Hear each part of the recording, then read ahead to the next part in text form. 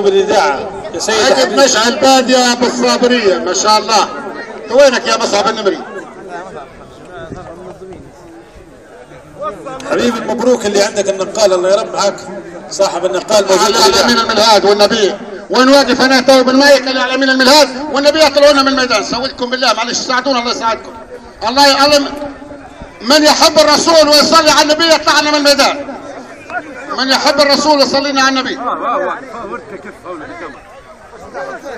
هذا عقد مشعل باديه من الصابريه ومنطقه الزاويه له مشاركات فعاله، وان شاء الله ربي يسرى وان شاء الله تبارك الله ما شاء الله.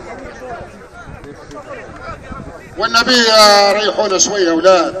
الله يبارك فيكم يا اخوه يا متفرجين يا جمهور، الله يبارك فيكم. احنا الفرح ليكم ومنكم واليكم. كان بتساعدوا الراجل هذاتي والنبي يساعدوه في خلي الميدان مفتوح والنبي لو سمحتوا الله يبارك فيكم. تحياتي واشواقي لاخويا مولود بن يونس على هذه المشاركه الطيبه وعلى هذا الفرح المتميز، وان شاء الله اللمه الطيبه تكون في بيت ثاني وتكون في عائله ثانيه مثال عائله صوله الله يبارك فيها، وان شاء الله ربي يتمم للارسام بخير ويستركم. والان نلتقي مع احد الشعراء المتميزين الشاعر كازوز. هذا الشاعر كازوز لازم يعطينا حتى كلمات عن قصته. نلتقي بك كازوز طول عمرك والله يسرك. والله ركب ما عندي شيء والله ما عندي حاجه. ايش انت بني نقول؟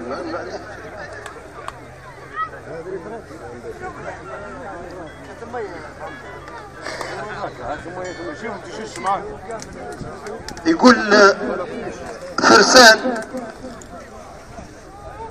فرسان وكبير الشيوخ امرنا وانا الشباني الكبير فينا هنا.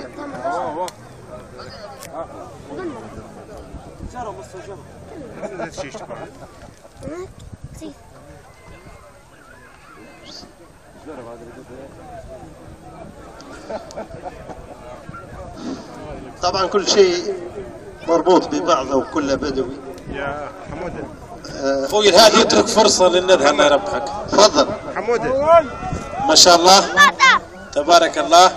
عم حميد عنده عندك الاذن عم الهادي. بناء على نزولا لرغبة بعض الشباب اللي كلمة البارح نتاع بيت الشعر فيه منه قال ما حضرتهاش.